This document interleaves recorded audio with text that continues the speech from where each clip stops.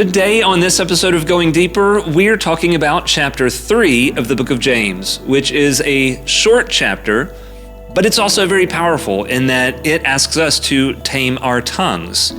Can we do that? And what do we have to say about it? I'm your host, Kyle McCaskill. I'm Becky Clark. I'm Marie Burns. So join us as we go deeper.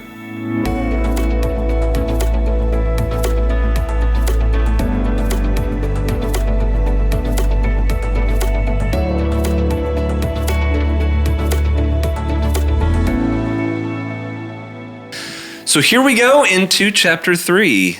Who's taking this one away first? Becky. I am doing chapter 3. Great. Okay, so I'm going to time us. This shouldn't take more than about 3 minutes. Okay. to do this. Okay, hang on. I'm going to put a timer in the corner. Let's see. Where am I going to put the timer? I'm going to put the timer like down here. Timer. And go. I do forget, though, that we are all talkers, and so maybe it will take more than 3 minutes. Oh, it's absolutely going to take longer than 3 minutes. Okay, so the interesting thing about chapter 3, and I have to admit, I think I've told you both, I'm kind of struggling to figure out what to kind of podcast with. Chapter 3 really is extremely straightforward. So one of the things I appreciate about chapter 3 is that, there are so many places within Scripture where it's like, I don't know what that means. Mm-hmm. I don't know what they're trying to say. Mm-hmm. And you got to pull out the commentaries and you are like, I don't know. This is not it. That's not this chapter.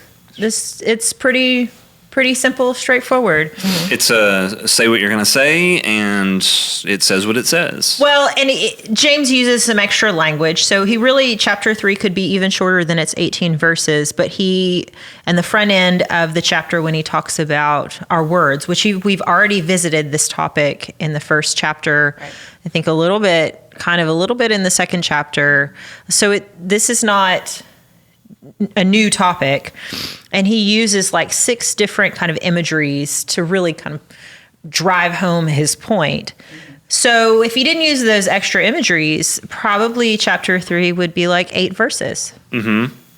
But we have lots of extras because he says this is how important it is. Mm-hmm. I'm going to use all these images to really kind of get home to you what I'm really trying to say so that you can take it in and apply it to your life. But that being said, one of the things that I thought would be interesting to talk about today is kind of what James brings up at the very front end of chapter 3 when he talks about, just in verse 1, not many of you should become teachers, my brothers, for you know that we who teach will be judged with greater strictness. I don't like that verse.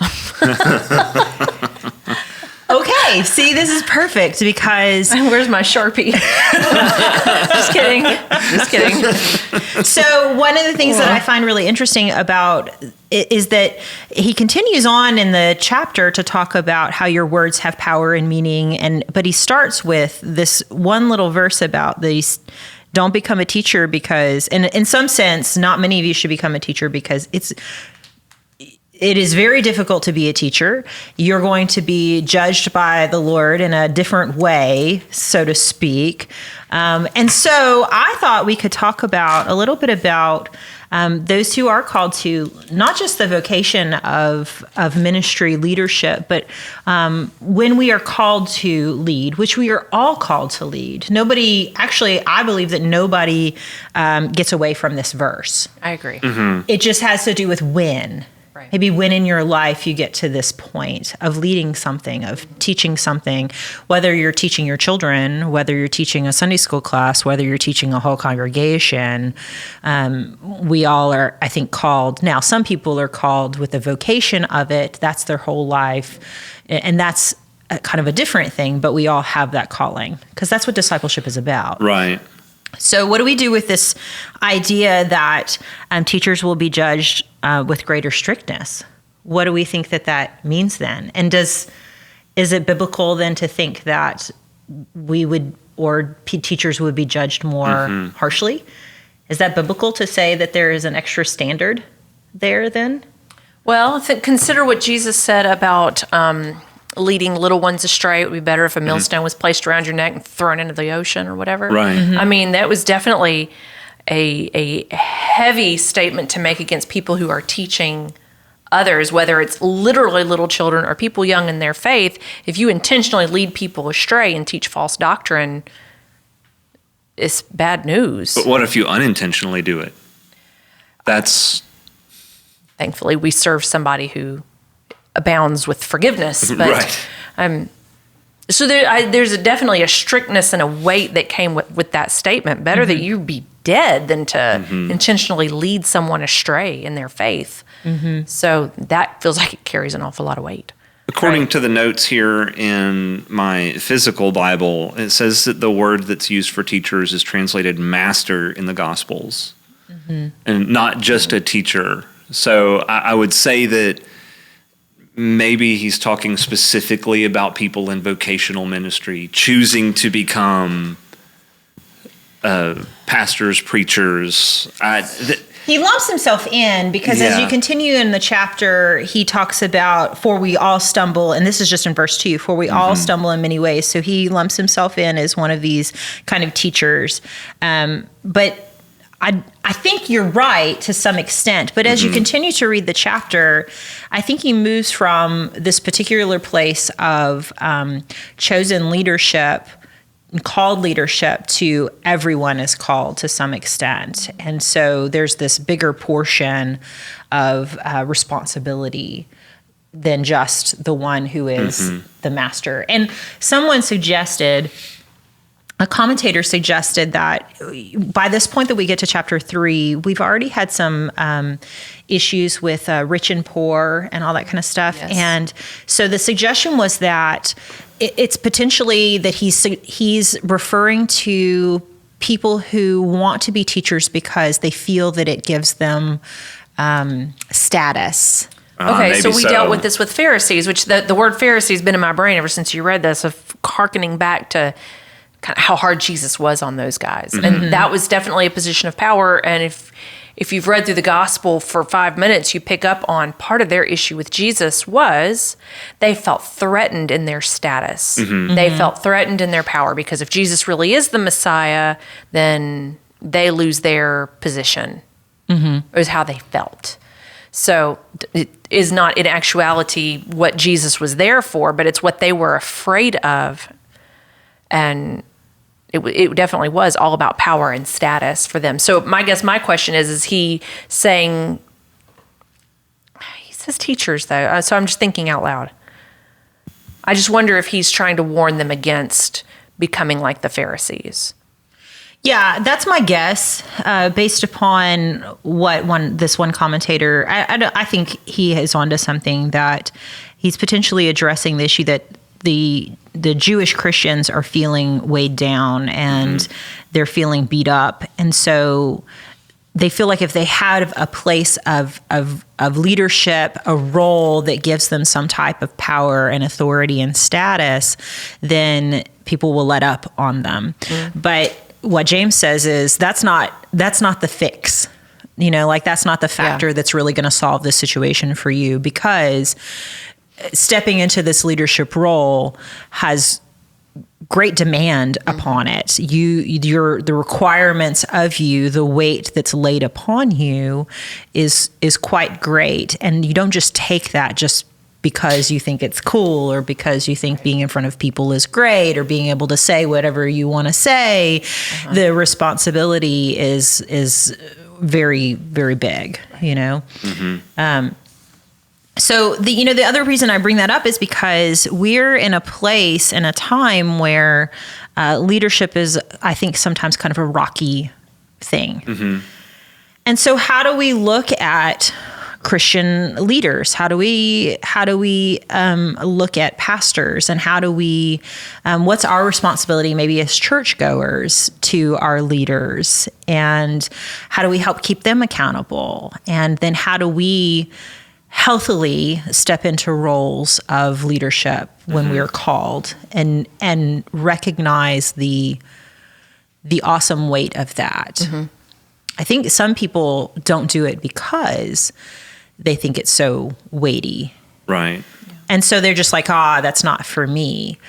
But we're all called to some type of even just in the most simplest forms of discipleship, I think Scripture says and lines out where part of discipleship is that I'm following someone and learning from someone, and then hopefully someone is following me and learning from me. I've taken on someone or invested in someone that is, in a different place in their walk. Yeah. So, but that we should take that with weight and value and care. So all that to say, I'm just throwing out this whole kind of situation of teacher, leader, Christian authority, and how do we handle it? And how do we care for it? Yeah, I think as a congregation, one of the first things you realize in that is not, oh, so my pastor needs to be is under a heavy criticism. Now I look at them with a critical eye, but whoa, my pastor and anybody in leadership is under this scrutiny. I should pray for them and not look for all the issues with them, but instead pray for them. And then also, like you said, ideally, everyone is in some position of leadership somewhere in their lives. And maybe you are and you don't even realize it, but we should always be seeking out a mentor, somebody who's further along in their faith than us. And we should always be looking for somebody else to mentor behind us. We should be looking to bring the whole body together. It's a lot of what we talked about in various places when we studied Hebrews, is you're not alone in this. If we are truly belonging to a church, then they should be our church family. Yeah. We should not be looking to scrutinize everyone around us. We should be looking to encourage and edify the body around us, lift them up, pray for them. No, I hate the word volunteer in this situation, but step into those roles that we're called to in service to the church and the community. And that's going to mean at some point you're leading too. And don't you hope somebody's praying for you? And as a church, I hope we are praying for those in leadership. Yeah, absolutely. Those who will be in leadership all along the way. That's kind of my initial thought to that question. Yeah. Okay, so what are your thoughts, Kyle, then? I don't have many thoughts that I can express right now. That I'm still kind of formulating where I am in this. I think stepping into that role of leadership is something that should not be taken lightly. Agreed. And I think that's something that James is saying here. And it's kind of like he wants those who are looking to step into this role to go into it knowing, not to be blindsided. Oh, but you never said that, I had all this. And I don't know, I go back to what Peter Parker's uncle said, Uncle Ben. He got it from somewhere else, I'm sure. Probably. With great power comes great responsibility. Those of you not tracking, Kyle went down a Spider-Man reference. Not the Spider-Man a lot of us know, but the Spider-Man from many years ago. Tobey Maguire. That's right. And to me, it's still the new Spider-Man because I remember the Spider-Man before that. Yes, I'm old. Oh, well, you are older than me. So, well, he addresses later on in chapter 3, which it fits together because we move from talking about the tongue and the detriment of painful words that are spoken without thought, to wisdom, which we again have also addressed earlier in the book. And to me, they go together because there's this idea of, if you're one who is seeking wisdom, then you're one who's going to be careful with your words. If you're one who's seeking the wisdom of God, you're also going to be one who's going to seek out, is this the role that you want me to step into, God? Is this the position, leadership kind of place? And then what ways do you want me to use that for your glory, instead of what ways can I use that to leverage my own status and power and whatever else, or manipulate situation or anything like that? And there are definitely leaders in the church, in the world, that they do unfortunately manipulate. And it is a sad fact. But again, James says, For we all stumble in many ways. And if anyone does not stumble in what he says, he's a perfect man, able to also bridle his own body. Well, there's, unfortunately for us, really, there's only one perfect man. Right. Right? And it's not us. Right. And so there are people who, because church is run by people, sometimes churches have unhealthy things because their leaders are unhealthy. Yeah. And so it takes us into a bad place. But it's the wisdom part that tells you if you're doing what you're supposed to be doing. I think James nails home the topic often in this book about how important wisdom is within the Christian life. And even says somewhere in chapter 3 that, like, if you're not seeking wisdom, then I'm not sure that you have true religion.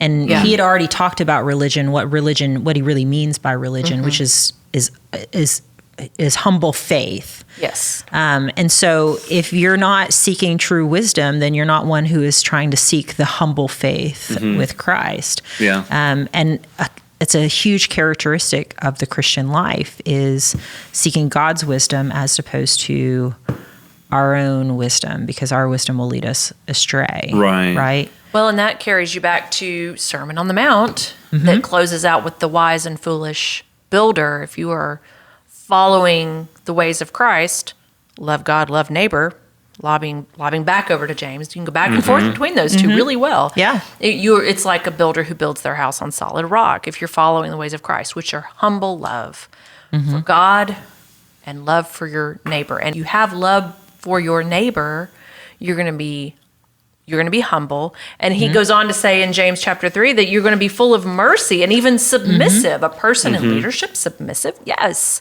We submit one to another. That gets into Paul. It's funny how the whole Bible goes together. But at the same time, you say that submission thing, and many times the leaders that get kind of full of themselves, whether Christian or secular, they don't want to have to bow down to anything. I mean, think about in our own country, our politicians that we elect don't even want to submit to the founding documents of our country, the Constitution. They want to find ways to subvert that.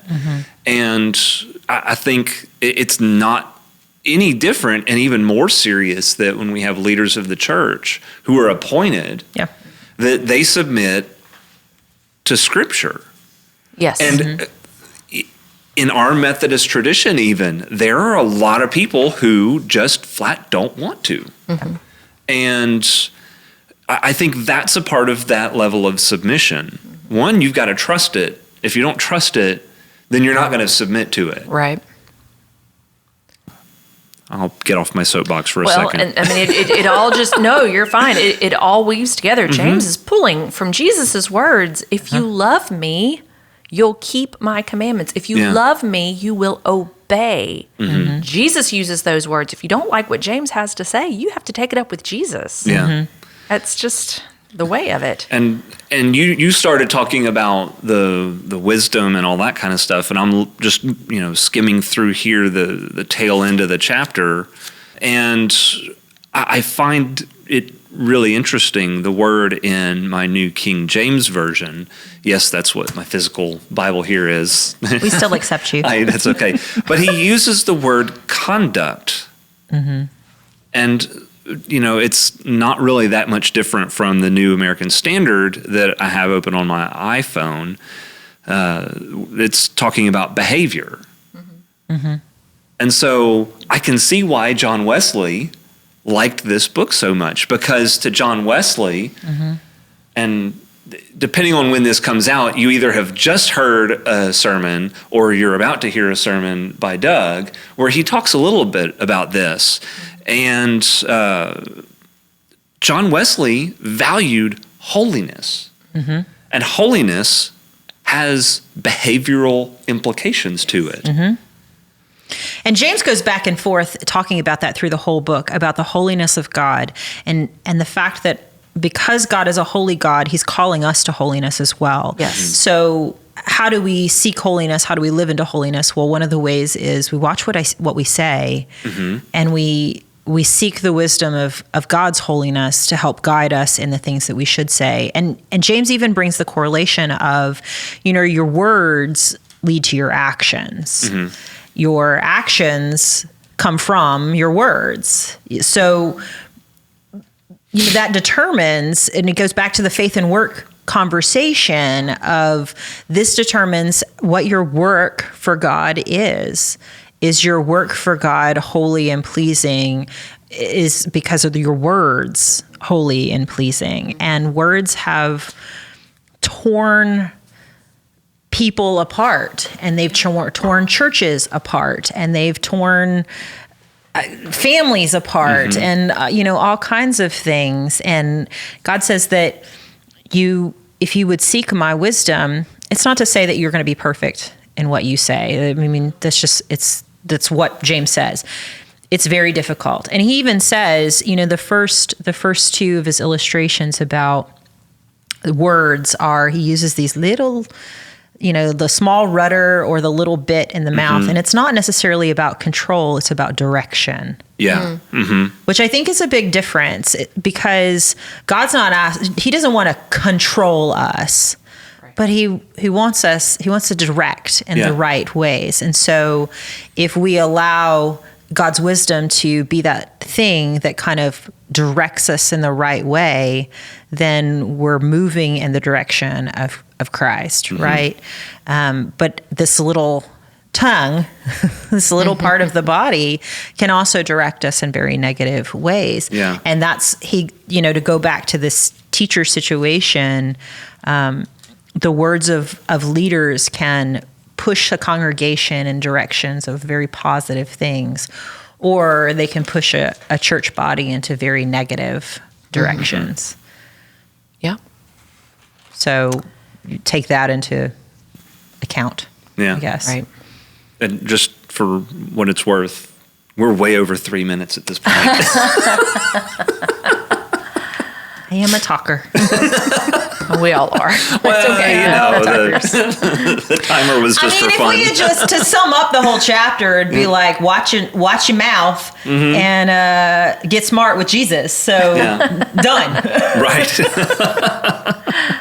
But that really is kind of the crux of what is being said here. And you're absolutely right when we go back to what you said initially, that this one just kind of says what it says and it means what it means. And it's not one of those that you can look at and say, well, I think he was talking about just this one little. No, watch your mouth. Yeah, and there's nuances to what he's trying to say as well, but I think that's why the book of James is so often said as it's a very practical book. So the practicality is, these are some things we have to work on and we have to watch and be careful about, because it can do a huge disservice to the church and to the body and to our witness. Right. So if you haven't already read James 3 and you're just listening to us talk about it, pause and go read it.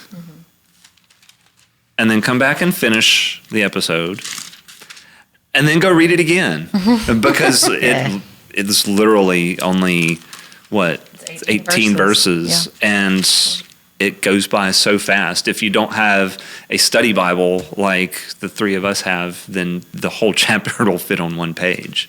Pretty much. So I'm pretty sure you can spare enough time to read one page. And if it doesn't hurt a little bit and make you think about it, then you probably need to read it a few more times. Because there are definitely some things that I had to sit back and go, oh, that's me a little bit. Yeah. I don't do that very well. Or I said something the other day to my kid that right there was a wound instead of an uplifting. But see, that just goes to kind of validate the words that are written here, is that it's practically impossible to tame the tongue. Because it's so easy for the words that come out of our mouths to send us off on this weird direction. And even if it's something that we don't utter vocally, but it's something that we want to say, those kind of things can be just as damaging, not only to the people around us and, when we get into these preconceived notions of people, snap judgments and whatnot, but it also can turn inward, and our words can do great harm to ourselves. That's true. Because if we're letting our words tear ourselves down, then we're not following the life that God wants for us. Right. Yep. Is there anything else? I think this might be a record. If we're done, this may be the fastest podcast episode ever. I don't think we need to say anything else. We got to let James chapter 3 sit on its own. It says it does its own work. All right. So here in just a second, when I say thanks for listening, what are you going to do? You're going to go back and you're going to go read this again. James 3, verses 1 through 18. Super easy, right? I mean, I could have sat here and read the whole thing 5 times while we were sitting here talking. So, see if you can read it in under 3 minutes. Set yourself a timer. No, don't do that, because then you're just rushing through it. Okay, I take it back. Sit with it. Let it resonate. Okay, read it once. It'll take you 3 minutes. Then read it again and sit with it. Okay? A little bit of both, right? Okay, that's fair. Maria agrees that's fair. That's fair. So leave us your comments down below in the comment section if you're watching on YouTube about maybe some things that you struggle with the tongue, words, how they have impacted your life. Maybe times when somebody has said something really good to you and it has had a very positive impact on you. And maybe when somebody said something, or maybe a time you remember you saying something negative and it just, you did not sit well with that. So in all of that, just remember that we do serve, like Marie said, we do serve a forgiving God. And so when we slip up, there is forgiveness, there is grace. So don't beat yourself up too hard over that. It's, forgiveness exists for us. With that, thanks for listening. We will see y'all next time.